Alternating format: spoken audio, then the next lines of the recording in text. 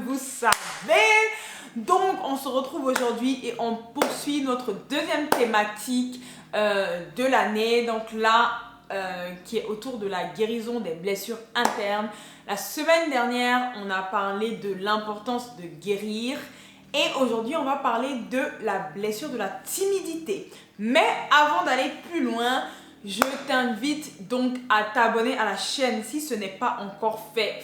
Fais-le s'il te plaît. Ne viens pas juste regarder et puis partir sans t'abonner. Non, soutiens-moi jusqu'au bout. Abonne-toi avec la petite cloche là. Comme ça, tu recevras une notification dès que je mettrai une nouvelle vidéo et tu ne louperas rien.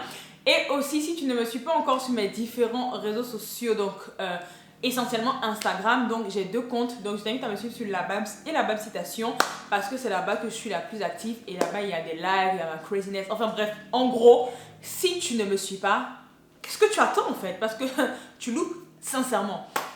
Bref, entrons dans le vif du sujet. Donc là, on va parler de la timidité. Pourquoi une vidéo sur la timidité? Je sais que certaines personnes vont dire, mais qu'est-ce que fait la timidité lorsqu'on parle de guérison des blessures? C'est juste une nature, ça fait partie de la personnalité, mais non en fait. C'est justement pour ça que j'ai été poussée et guidée de faire cette vidéo, parce que dans notre société, les gens pensent sincèrement que être timide, c'est normal. Ah, mais elle est timide, non, c'est sa personnalité. Non. En fait, on ne naît pas timide en fait. C'est le monde qui nous façonne et qui nous rend timide, ou alors c'est vraiment des liens générationnels. Mais Dieu ne nous a pas créés avec de la timidité, et c'est pour ça qu'il faut arrêter de banaliser et de penser que c'est normal. Et pour cela même, je vous invite tout simplement à prendre votre Bible en 2 Timothée 1, verset 7. Car ce n'est pas un esprit de timidité que Dieu nous a donné, mais un esprit de force, d'amour et de sagesse. Ce n'est pas moi qui le dis, c'est le Seigneur lui-même, c'est sa parole. Donc, si le Seigneur nous dit qu'il ne nous a pas donné un esprit de timidité, ça veut dire que si tu me regardes, si vous êtes timide, ce n'est pas votre nature première et il faut faire une introspection comme moi j'ai eu à le faire. Parce que, et là je vais vous expliquer, quand le Seigneur dit ce n'est pas un esprit de timidité que Dieu nous a donné, mais un esprit de force, il parle de sa force, pas de toi ta force, pas de moi ma force, mais de lui sa force. D'amour, il parle de son amour à lui, son amour divin, et de sagesse, il parle encore une fois de sa sagesse à lui. C'est pour dire que lorsqu'on est timide en fait, quelque part, et là je vais faire mon témoignage, on fait un rejet de soi-même, sa personnalité. On fait un rejet et on commence à avoir honte de soi-même. Parce que moi personnellement, comme j'ai dit, j'étais extrêmement timide dans le passé, mais vraiment je l'ai déjà dit sur cette chaîne, mais peut-être je n'avais pas expliqué. Et j'ai compris en grandissant quand le Seigneur s'est révélé à moi, mais même avant qu'il se révèle à moi, il commençait déjà à me parler, mais je ne savais pas. J'ai compris que c'était une blessure que j'avais vécue petite, et j'aurai l'occasion d'en parler à la prochaine vidéo, qui était la blessure du rejet tout simplement.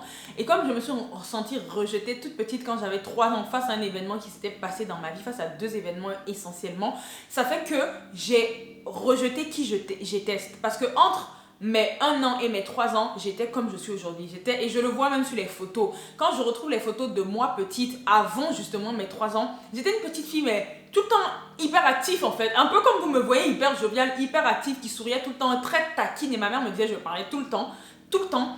Et dès qu'à 3 ans, il y a eu cet événement, mais même moi, je peux voir sur les photos un switch, un changement où je me suis créé une carapace, une personnalité qui est venue tout simplement me transformer en fait. Et la timidité est venue. Et quand la timidité est venue en moi, qu'est-ce qu'elle a engendré? Elle a engendré une honte de moi-même en fait. J'ai commencé à avoir honte de moi. J'ai commencé à ne pas du tout me trouver jolie. J'ai commencé à avoir... tellement j'ai eu honte de moi, tu deviens timide et tu as honte de t'exprimer, tu as honte en fait de montrer qui tu es réellement. Donc ce rejet et cette timidité que j'ai vécu m'a suivi un peu partout en fait. Ça m'a suivi dans mes relations amicales à l'école, ça m'a suivi dans ma scolarité où j'avais des grosses difficultés scolaires. Et quand je réfléchis aujourd'hui, parce que le Seigneur m'a fait comprendre que tout partait de cette timidité, à l'école, je n'osais pas, par exemple, il fallait passer au tableau. Pourquoi? Je me rappelle, et ça a duré, ça m'a suivi jusqu'en 2015, l'année de mon BTS, jusqu'en 2014, et ça a commencé à changer en 2015. Mais je me rappelle que quand je passais au tableau, je me rappelle encore que je ne pouvais pas regarder les gens dans les yeux. Je baissais les yeux. Pourquoi? Parce que je n'avais aucune assurance, j'avais pas du tout confiance en moi et j'avais peur du jugement. Parce que moi-même, j'avais honte de moi. Du coup, je n'avais pas cet esprit de force parce que il faut comprendre que s'aimer, c'est pas naturel. C'est ce que je vous disais. S'aimer, comme le Seigneur dit, tu aimeras ton prochain comme toi-même. Mais avant d'aimer ton prochain, il faut que tu t'aimes. Sinon, qu'est-ce que tu vas donner à ton prochain? Mais c'est pas naturel de s'aimer. Ce n'est que si tu es connecté au Seigneur que tu peux t'aimer réellement et comprendre la valeur que tu as et comprendre que ta vie vaut une vie. Ta vie a valu une vie. Il y a quelqu'un qui est mort pour toi. Et c'est là où l'esprit de force, donc c'est finalement le Saint-Esprit, il vient prendre le relais pour t'équiper et c'est lui qui te donne cette assurance-là. Et à cette époque, moi, je n'avais pas cet esprit de force et aussi d'amour. Comme je vous disais, tu ne peux pas t'aimer toi-même. C'est l'amour du Seigneur et sa sagesse qui fait que, tu t'exprimes. Aujourd'hui, beaucoup de personnes, vous me voyez m'exprimer comme ça, être très audacieux sur les réseaux sociaux, ceux qui me suivent sur les réseaux, sur Instagram, vous me voyez m'exprimer là, sur YouTube, comme ça, face caméra. C'est quelque chose, il y a 4 ans, tu me demandais de faire, c'était pas possible. Il y a 5 ans, tu me demandais de faire, c'était pas possible. Pourtant, c'était quelque chose qui était en moi. C'était quelque chose qui était enfoui, caché en moi, comme je vous l'ai dit. Mais c'est juste que l'esprit de timidité est venu en fait me mettre à terre, est venu me casser. Et c'est une conséquence de blessure de la vie en fait.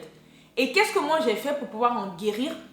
C'est que j'ai fait une rétrospection sur moi-même, mais avant même de faire ce travail, c'est-à-dire avant même de connaître le Seigneur Jésus, il y a des pas de foi, il y a des actes que vous devez poser naturellement. Moi j'ai rencontré le Seigneur, comme je l'ai dit, en 2016 et vraiment en 2018 où je me suis vraiment consacrée. Mais avant ça, comme Dieu est bon et qui sait toutes choses à l'avance et qui se révèle au moment où voulu à ses enfants, qu'est-ce que moi j'ai fait?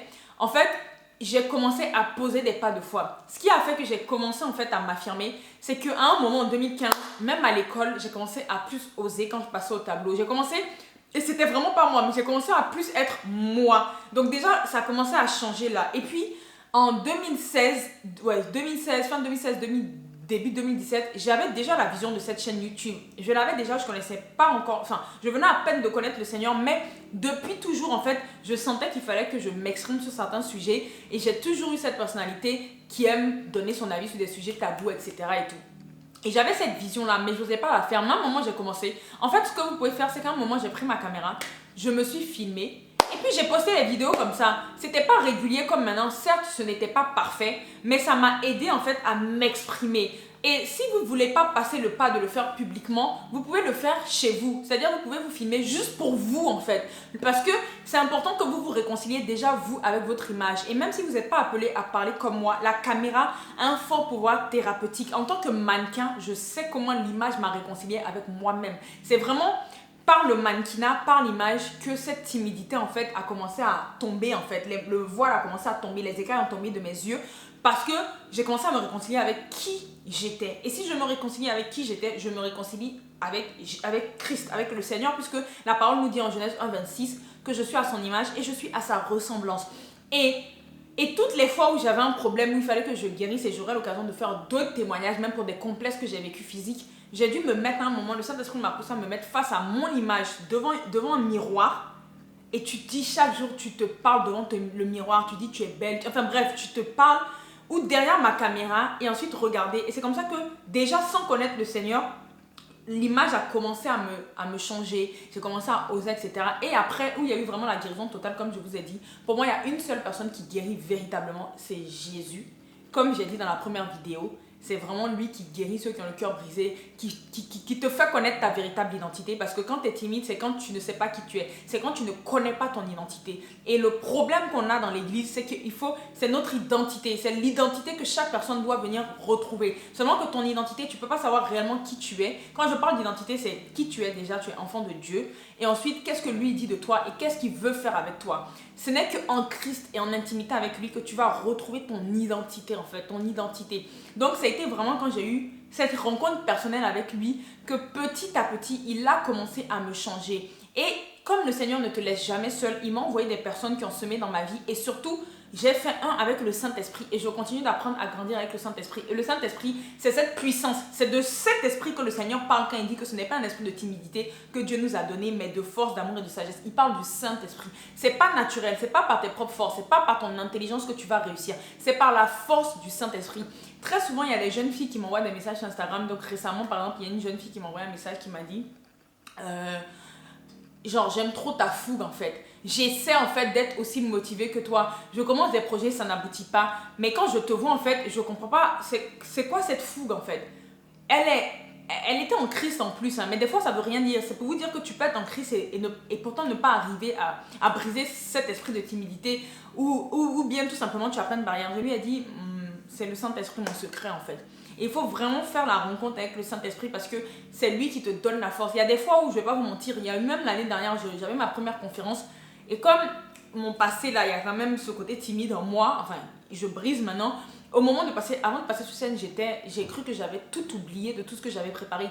J'ai dû retourner aux toilettes, parler en langue et faire confiance au Seigneur. Et quand je suis venue sur scène, au début je tremblais un peu, mais dès que la première phrase est passée, dès que l'intro est passée, c'est le Saint-Esprit qui a pris le relais. Et je me rappelle que ce jour-là, les gens ont tellement applaudi et j'ai vraiment touché les vies. Mais si vous me voyez même 5 minutes avant l'intervention, vous allez voir que c'est là où c'est dans ta faiblesse que tu es forte. C'est quand tu es faible qui prend le relais.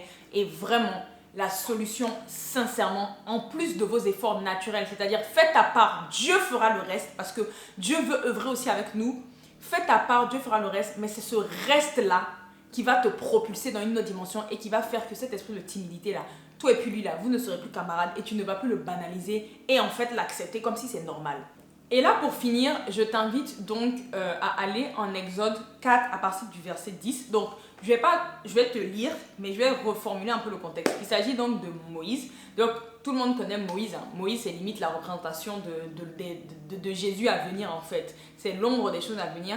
Et tout le monde sait, enfin ceux qui sont en Christ, ceux qui ne sont pas en Christ, je ne vais pas vous faire toute l'histoire, mais vous pouvez regarder des vidéos sur YouTube, vous pouvez ouvrir votre Bible, etc.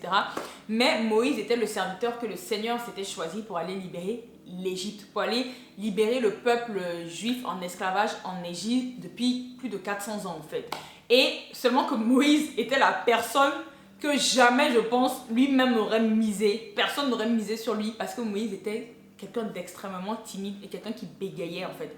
Et donc, donc là, je ne vais pas lire tout, mais en gros, le Seigneur vient le voir dans le désert et où d'abord, il a eu une préparation, il a préparé pour la mission. Et il lui dit, Moïse, va libérer mon peuple, j'ai entendu leurs cris, va libérer mon peuple et autres. Et Moïse qui ne croit pas, qui dit, mais comment moi, en fait, tu peux me choisir moi? Et là, donc je saute, donc à partir du verset 10, Exode 4, verset 10, Moïse dit à l'Éternel, ah Seigneur, je ne suis pas un homme qui a la parole facile, et ce n'est ni d'hier ni d'avant-hier, ni même depuis que tu parles à ton serviteur, car j'ai la bouche et la langue embarrassée. L'Éternel lui dit, qui a fait la bouche de l'homme? Et qui rend muet ou sourd, voyant ou aveugle? N'est-ce pas moi l'Éternel? Va donc, je serai avec ta bouche, et je t'enseignerai ce que tu auras à dire. Moïse dit, ah Seigneur, envoie qui tu voudras envoyer. Alors la colère écoutez bien là, alors la colère de l'Éternel s'enflamma contre Moïse et il dit, n'y a-t-il pas ton frère Aaron, le Lévite?